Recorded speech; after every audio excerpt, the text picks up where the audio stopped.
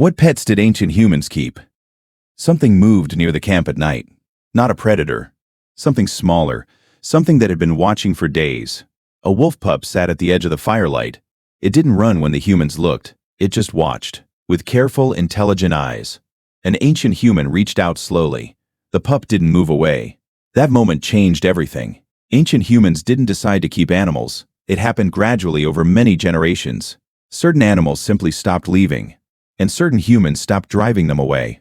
The relationship grew from that simple beginning. Not from planning, not from intention, from repeated contact that neither side ended. The wolf was first. Every piece of evidence points to this. Wolves and ancient humans were competitors initially. Both hunted the same prey animals. Both needed the same territories and resources. But something shifted at some point. The boldest wolves began following human hunting groups. Not to attack, to scavenge whatever the humans left behind. Their hearing reached further into the darkness. Their noses detected threats long before human senses. A wolf that barked at approaching danger was valuable, more valuable than almost any other tool in camp. The boldest pups were the first ones kept, the ones that approached instead of fled, the ones that accepted food from human hands.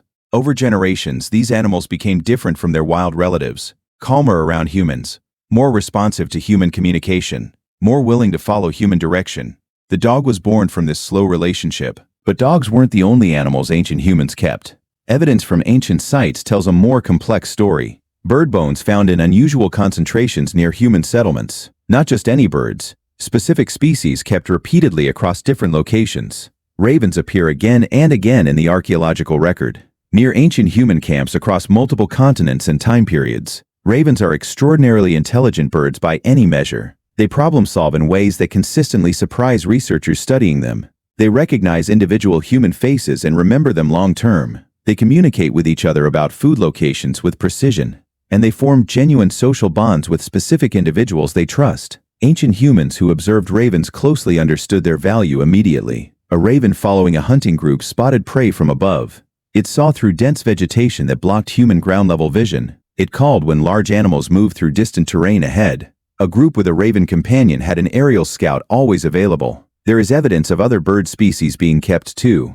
Certain raptors appear in human burial sites across multiple cultures, not eaten, buried carefully, with deliberate placement suggesting they mattered beyond simple utility. Eagles and hawks kept near human camps served specific purposes. They hunted small prey that human hunters couldn't pursue efficiently. They alarmed at approaching dangers with unmistakable vocal responses. They drove away smaller scavengers that threatened stored food supplies. Small animals also live near ancient human camps deliberately. Foxes appear in the archaeological record in unexpected locations. A burial site in what is now northern Israel revealed something remarkable. A human buried with a fox skeleton placed deliberately beside them. The fox positioned with care that suggested it mattered deeply to someone. Not food, not a tool, something else entirely.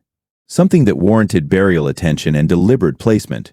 Certain rodent species lived near ancient human food storage areas. Not as pests initially, as controlled presences that served a specific purpose.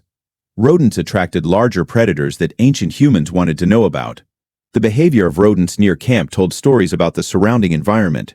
Sudden movement of rodent populations indicated something approaching from outside. Ancient humans read these signals the same way they read bird calls. There were also animals kept specifically for their warning abilities. Geese are extraordinarily loud and aggressive toward unfamiliar presences entering their space. Ancient human groups in certain environments kept geese near camp deliberately. Not for eggs, not for meat primarily. For the alarm system their behavior provided consistently and reliably. Any unfamiliar human or large animal approaching triggered an immediate response. That response gave the group time to prepare before the threat arrived. The relationship between ancient humans and kept animals was practical first. Emotion came later. Or perhaps alongside. It's difficult to separate the two from the archaeological evidence available. But the burial sites tell part of the story clearly enough.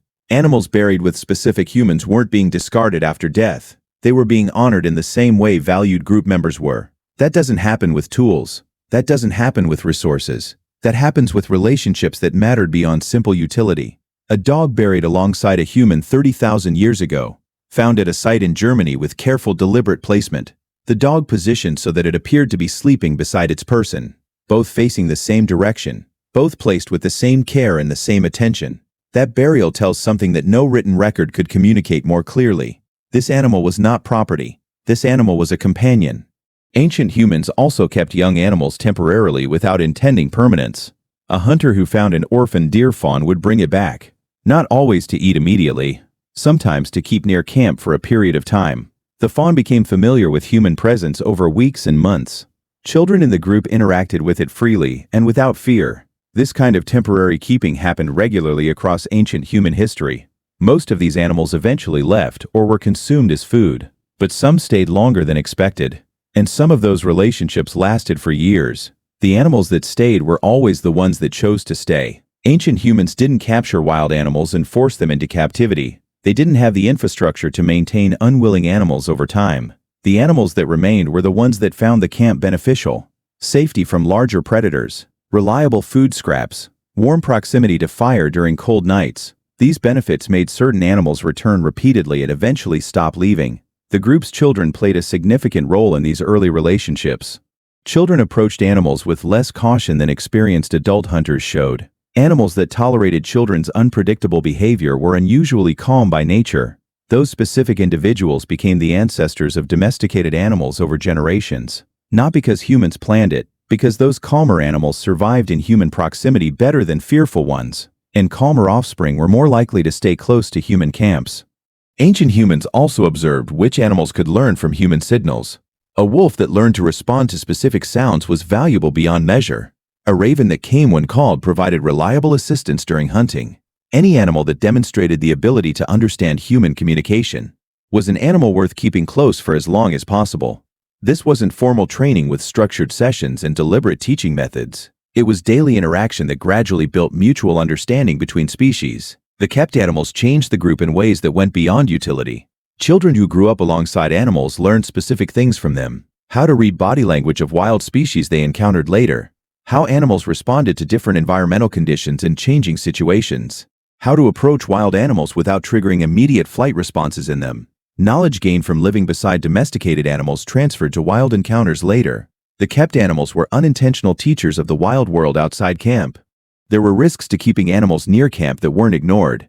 A kept animal that attracted larger predators to the camp was dangerous. An animal that consumed stored food supplies threatened the group's winter resources. An animal that injured a child could not remain in camp safely. Ancient humans made these calculations constantly without formalizing them in any way. A kept animal that cost more than it contributed didn't survive long. The ones that remained were the ones that earned their place. The animals that earned their place became something unexpected over time. They became witnesses to ancient human life in ways nothing else was. They sat beside the fire during the long night hours. They were present during births and during deaths within the group. They walked beside humans through territory that no other species shared so closely. They watched everything and remembered nothing in the way humans remembered. But their presence was felt, and ancient humans noticed their absence immediately when it occurred. The first animal that chose to stay beside an ancient fire started something that has never ended across all the years since. Not a plan, not a decision, just a wolf pup that didn't run, and an ancient human that reached out instead of driving it away. Two species, deciding at the same moment that proximity was better than distance, and that the world beside a fire was worth sharing.